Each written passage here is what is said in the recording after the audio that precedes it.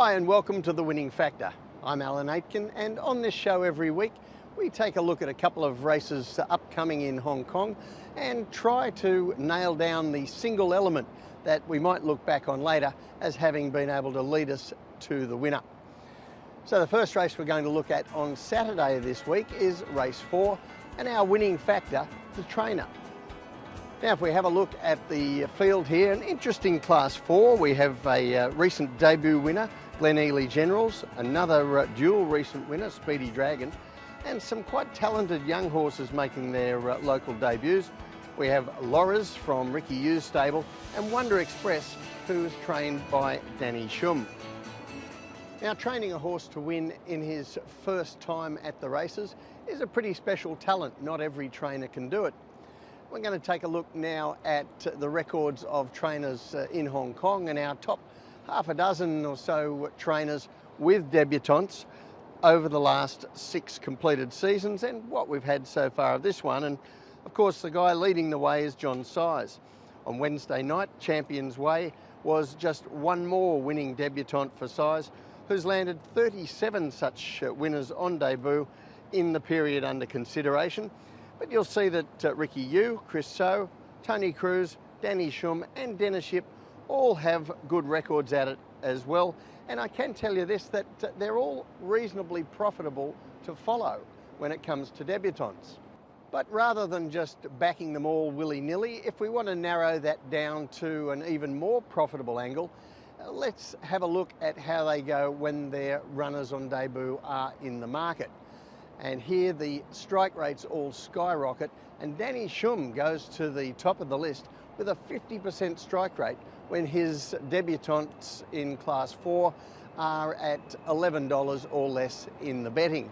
And I think we're going to look at one of those runners on Saturday.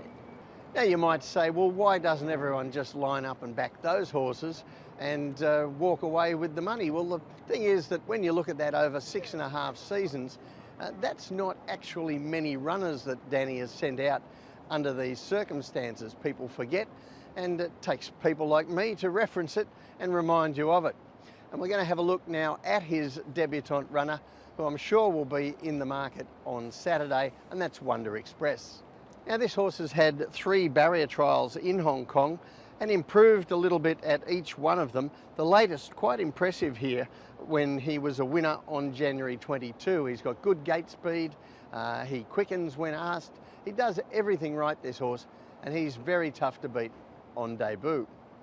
Now of course he also has some opposition from the Ricky Yu stable sending out a first starter, Loras. And on the map it looks like both Loras and Wonder Express will slide over behind the speedsters drawn underneath them and get nice runs behind the pace. I just think Wonder Express might be just a step ahead of Loras at this stage of their careers. So the tip in race 4 is Wonder Express. His winning factor, the trainer. Danny Shum has an outstanding record with these debutantes lining up well in commission in the betting for their first start, and I think that's where we'll see Wonder Express on Saturday. The second race we're going to have a look at on Saturday is the final event, race 10, and a higher class of horse here, the Class 2 over 1600 metres, and our winning factor here is Derby season. Because Derby season it is, and punters taking a look at the Class 3s and Class 4s at this time of year really need to take at least a second look at the 4-year-olds. This is the time of the season when they need to put up or shut up, put their cards on the table as possible Derby contenders and put their best foot forward. And over the past 5 weeks, we've seen horses like Furor, Nakoni Express, Waikuku, Dark Dream, Kaying Star, all turn up and win in good style to announce themselves as possibilities for the Derby and the other 4-year-old races. So in the final event, the Class 2 on Saturday, we look down the field and there are a number of 4-year-olds running here. Gold Chest, Circuit number 2, who resumes from a break. Epic first up for Tony Cruz. King's Shield from Frankie Law's Star Yard. And Enrichment for John Size. So those horses are all potential Derby propositions. Some of them need to improve on what they've done, and some have already shown that they have good ability and they can be contenders. And two of those are horses we're going to concentrate here. Circuit number 2 and also Enrichment.